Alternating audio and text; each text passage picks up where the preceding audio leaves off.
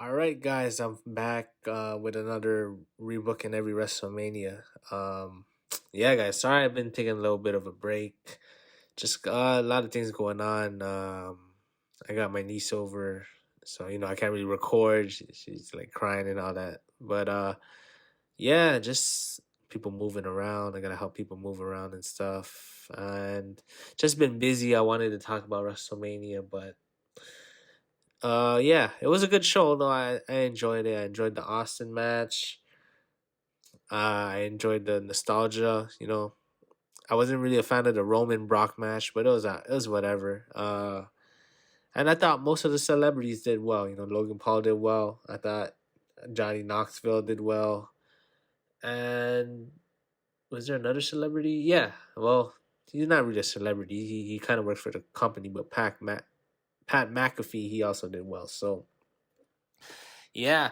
Again, WrestleMania was a fun show. Again, if you cut a few of the matches off, I think it would have been an even better show. But yeah, that's just a little quick review of WrestleMania. But let me get back into this. My goal was to rebook every WrestleMania before WrestleMania 38, but obviously that's not going to happen. But, I appreciate all the support I'm getting, the subscribers. Uh, so yeah, let me get into it. WrestleMania 15, aka the Attitude Era 1999. Crazy stuff happens, man. You guys already know. March 28, 1999. Yeah. At Philadelphia, Pennsylvania, in the First Union Center. Attendance 20,276. Buy rate, look at this, 800,000. Wow.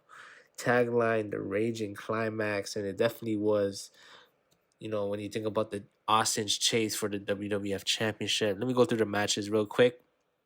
On Heat, Jacqueline defeated Ivory. And also on Heat, D'Lo Brown and Tess won a tag battle royal to get the shot at the tag team champions. Then we got the Hardcore Holly defeating Al Snow and Billy Gunn for the Hardcore Championship. We got Owen Hart and Jeff Jarrett defeating D'Lo Brown and Tess. We got Butterbean defeating Bart Gunn in a brawl for all match. 35-second knockout. We got Mankind defeating the Big Show by disqualification and him getting a special guest referee. We got Road Dogg defeating Goldust with the Blue Meanie, Ken Shamrock, and Val Venis. We got Kane defeating Triple H by disqualification. We got Sable defeating Tori. We got Shane McMahon defeating X-Pac. We got The Undertaker defeating Big Boss Man in Hell in a Cell. And we got the main event, no DQ match, special guest referee, Mankind. Steve Austin defeats The Rock. So yeah, guys, 1999 was definitely one of the hottest time periods in WWF. But, the work rate of the matches weren't that good, and there's just also a lot of unnecessary booking, For example, like this battle royal for a tag team, like they should have just got an actual tag team because D'Lo Brown and Tess is not even a team. So yeah, then they kind of switched up the Outlaws. Road Dogg was in the hardcore division, and then here Billy Gunn's in the match, and Billy Gunn was a part of the IC title picture, and then they just put Road Dogg in the match. So this is just really strange, really odd. Yeah. Uh, yeah. They had the Hell in a Cell, which was not good. A heel versus heel match. They kind of started like the Undertaker versus Vince feud. But I thought they should have waited after WrestleMania because it kind of took away from the big picture, which is Vince versus Austin. When you got Undertaker out here, making threats to McMahon, burning Stephanie's teddy bear. Like it kind of, takes away from the storyline where should be primarily focused on Austin. But it is what it is. Again, this was not one of the better WrestleManias, but it was definitely one of the hottest periods, though. And they did have a couple cool moments. I liked, Triple H joining the corporation. That was pretty cool. And also the climax to Austin's chase for the title which is pretty cool. But I think I got a better card. Let me know what you guys think. Let's get into it. WrestleMania 15. All right, guys, let's get into the card. Let's talk about the first match. It's a fun opener. It's a Legion of Doom versus Goldust and the Blue Meanie. I'd have the Legion of Doom return. They had that storyline with Hawk. He fell off like the Titantron or something. Just bad stuff. Yeah, I wouldn't have that. Just have Legion of Doom return after an absence, and they're saying they're coming for the tag team championships, and they challenge the champs, and I'd have like the lights turn off, Goldust comes out, and the Blue Meanie, and it cost them the match, and Goldust and Blue Meanie can say, we got face paint too. Why aren't the fans loving us and all that? And they say, they can be stronger than us, but we're smarter. And yeah, have Goldust and Blue Meanie continue to play mind games. They could like dump some like gold paint and blue paint on the Legion of Doom just to build the heat.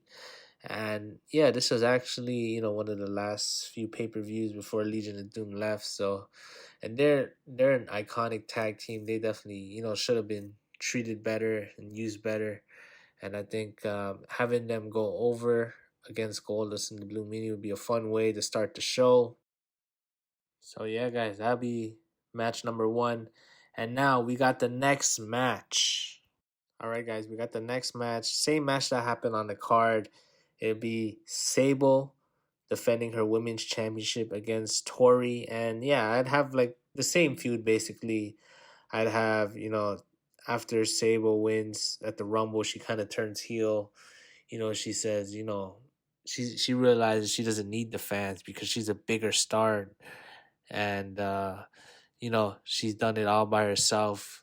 And you have Tori again come out the crowd, say she's a big fan and all that. And Sable kind of dismisses her, but Tori continued to be persistent, and they get a tag match at St. Valentine's Day Massacre.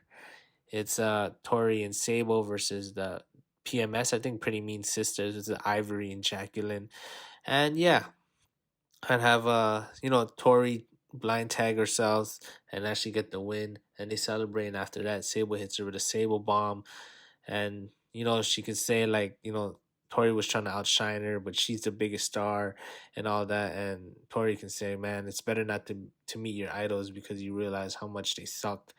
And yeah, it'll be good women's feud. And I think in reality, Sable won, but you might as well have Tori win because Sable was on the way out, and yeah, you might as well make a new star. So, all right, guys, next match we got the Hardcore Championship, Big Boss Man versus Al Snow. Yeah, so again, Big Boss Man, he becomes the Hardcore Champion after Vince screws Mankind. And Al Snow doesn't like it. He's against the corporation too because he's Mankind's friend and all that. So yeah, just to be a good match. Kind of like a corporation versus the good guys feud. And yeah, we're gonna have a feel good moment. I think Al Snow. He was super over like late '98, early '99 with the head chants and all that. And yeah, I definitely think he deserves a nice WrestleMania moment. And in the feud too, you could have a big boss man. This is gonna sound funny, but like kidnap head and start using the nightstick, hitting head. So this makes it a little personal for Al Snow, and yeah, he gets his revenge at WrestleMania, and we get a good payoff. All right, guys. Next match, we got the World Tag Team Championship match. We got Owen Hart and Jeff Jarrett versus the New Age Outlaws. So I would have the Outlaws lose to D'Lo and Mark Henry, and then I'd have Owen and Jarrett, beat them. And yeah, Owen and Jarrett can, talk about, hey, we're the greatest tag team in the world. So they can have like a little Jeff Jarrett concert, and the New Age Outlaws can interrupt it and say, you guys haven't beat us, who we ran the tag team division for over a year now. And yeah, they can take the guitar and kind of hit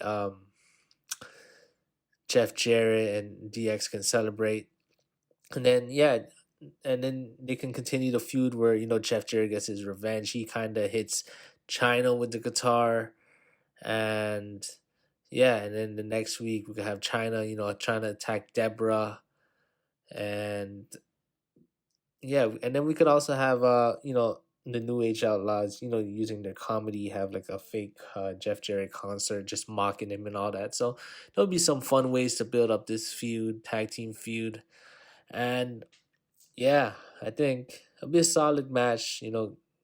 Owen Hart and Jeff Jarrett are good workers. The Outlaws, they're good as well. Especially Billy Gunn uh, during these times, and I'd actually give Owen and Jeff Jarrett the win just because I want them to pass the belts to Kane and X Pac. So yeah, and then also build a little tension between the New Age Outlaws. Because I think later in reality, Billy Gunn did turn on Road Dogg. So we could have a little miscommunication that gives Owen Hart and Jeff Jarrett the win. All right, guys. Now we got the Intercontinental Championship match. We got Ken Shamrock, again part of the corporation, versus Val Venus. And you can see kind of a theme here where, like, the corporate members are kind of, getting their comeuppings at WrestleMania. So it's a pretty nice theme and a good payoff to like a good year of storytelling. And yeah, I think this match, I think they did have a match at St. Valentine's Day Massacre. I'd pretty much have that match here, and the crutch of this match would be, Val Venus again,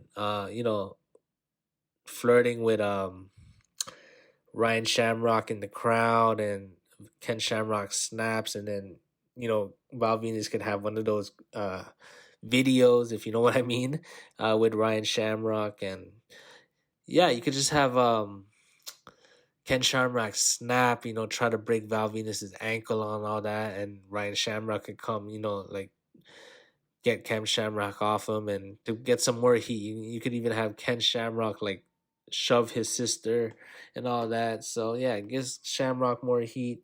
And yeah, Val Venus, he's continued to play mind games, talking about like what he did with his sister and all that. So it'd be, again, a good feud. And I think I'd give Val Venus the win. You know, it, it's about making stars. Ken Shamrock to me is already made. I think Val Venus, he did win in real life at Valentine's Day Massacre. So I think, yeah, it would be better to save that moment for WrestleMania and give Val Venus some momentum. And yeah, all right, guys. Next up, we got the European Championship match. Shane McMahon, who I have coming as champion, versus X Pac. Yeah, this would all stem from like the DX versus Corporation feud. So at St. Valentine's Day Massacre, uh, there's like a tag team match, DX versus Corporation, and I'd have Shane McMahon pin X Pac for the win after China turns on X Pac and turns on DX and joins the Corporation. And in that match, Corporation make a rule if whoever won on Corporation would become a European champion. So, yeah, Shane McMahon becomes European champion by pinning X Pac in a tag match, and yeah, X Pac can jump Shane, and Shane says, he got some backup. He's got a group that's tougher than DX, that are bigger, degenerates in DX, that are more badass than DX, and he brings out the Mean Street Posse, which would be a hilarious promo, I think. And yeah, you could have the Posse, beat down X Pac, and X Pac, trying to get revenge, but he keeps getting beat down, and then the fans really want to see Shane get his comeuppance, and yeah, unfortunately he doesn't, because in the match, yeah, X Pac is beating his ass. He's beating up the Posse, but the Posse keep coming back. So Triple H and China come out, and yeah, just like in real life, Triple H turns on X Pac, and he joins the Corporation. And yeah, I think it'll be a cool WrestleMania moment and a nice surprising turn. All right, guys. Next up, we got Triple H versus Kane, which also happened on the real card. And yeah, the build to this feud, when China turns on DX, she joins the corporation. She kind of, starts looking out for Kane, helping Kane out in the corporation. And Kane kind of takes a liking to China, and maybe Kane even likes China. He protects his China and all that. When Triple H is trying to get his revenge, he's trying to pedigree China. Kane, he constantly comes up, breaks it up, and yeah, we could even have that. That fireball thing. I believe was it Triple H hit Kane with a fireball or something like that. I can't remember too much. Yeah, keep that in there. That's pretty fun. Yeah, and then it's again, like I said, it's the continuance of DX versus corporation. Obviously, Kane, he was kind of forced to be in the corporation, but he's still in it, and yeah, and we'll have the same finish of the match. China turns on Kane, and it looks like she's joining DX. But again, like I mentioned earlier in the European Championship match, it was actually that China and Triple H joined the corporation, and they kind of like kicked Kane out of the corporation by doing so. So again, I thought this was good storytelling. Everyone likes to dog Vince Russo, but when he does a good job, he does a good job. So I thought this was good storytelling, and it was much needed for Triple H to join the corporation. And also Kane, he was super over. He had a lot of sympathy. Because Vince was trying to send him to the asylum and all that. So fans definitely wanted to cheer for him. So it was a really good double turn, and an underrated double turn at WrestleMania, especially. All right, guys. Next up, we got the Undertaker versus the Big Show. And again, this will again be a part of someone feuding with the corporation. I know Taker technically did turn heel. Was it at Judgment Day when Paul Heyman tried to screw Kane and all that? But you know I'd kind of have Taker kind of turn face again, just because I'm not a fan of heel versus heel. And yeah, I'd basically have Vince ask Taker to join the corporation, and Undertaker declines. And right when he declines, Paul White makes his debut, aka the Big Show. That's how I would debut him, because I felt like his debut at St. Valentine's Day Massacre, I mean, it was cool, but he kind of made him look kind of dumb, and him like throwing Austin through the cage. I know they're trying to showcase his strength and all that, but like he comes in, he's the master plan, and he's actually the reason Austin wins. So I'd just debut him differently. I'd have him beat down Taker and all that. Taker can be out for a couple weeks. He could play mind games on the Big Show. Turning the arena dark and all that, playing like videos on the Titantron and all that. Yeah. And actually, yeah, I wouldn't have Undertaker return until WrestleMania. And when he returns at WrestleMania, he becomes that dark Undertaker. But at the time we're still cheering for him. But after WrestleMania, that's when I'd have the full transformation of uh, corporate ministry Undertaker. He joins the corporation uh, with Shane, and he starts feuding with Vince. So yeah, I think it'll be again a good match. Unfortunately, even though Big Show debuted, I think obviously you can't end the streak, so you got to give Taker the win. All right, guys, the semi-main event, which is actually for the WWF Championship, and I know you guys are like, "What?" Yeah, hear me out, guys. It'll be The Rock versus Mankind. And this is my booking, all right, guys. So Survivor Series happens. Mankind gets screwed, but Mankind does not get a title match at Rock Bottom.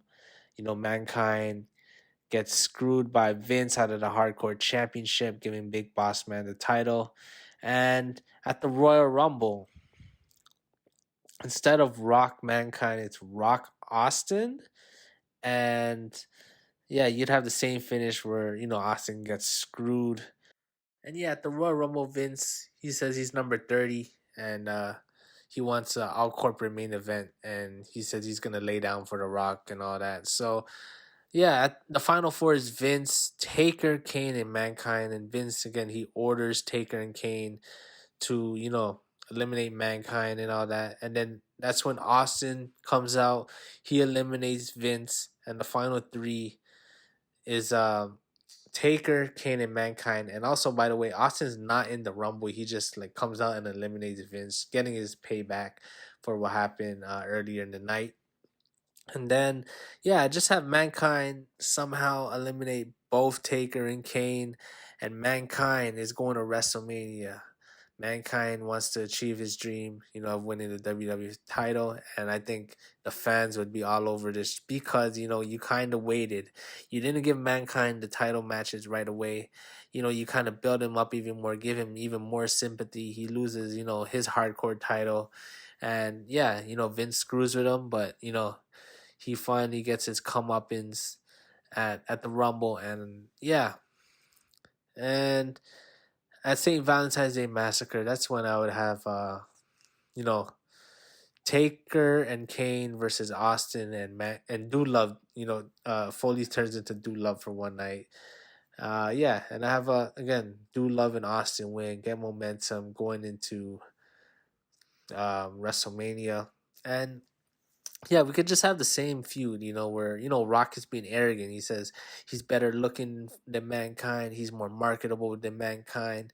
The people like him more than Mankind. And Mankind can say, yeah, you're all that. You look better. You're in better shape. But there's one thing that you can't do, and you don't have the heart of Mankind. So, yeah, I think the promos would be amazing. We know they're great chemistry, and especially as a team, but even as opponents, they had great chemistry. And yeah, that moment on Raw where Mankind wins, I'd have it here. This is where I'd have it. You don't really need Austin, in my opinion, to come out. No, you don't need that because that's gonna happen later in the show. I just have Mankind cleanly win. You could even have the corporation come out, but we'd have, let's say we'll have DX come out, and yeah, I think it'll be again a great WrestleMania moment. His win on Raw was again one of the best moments ever.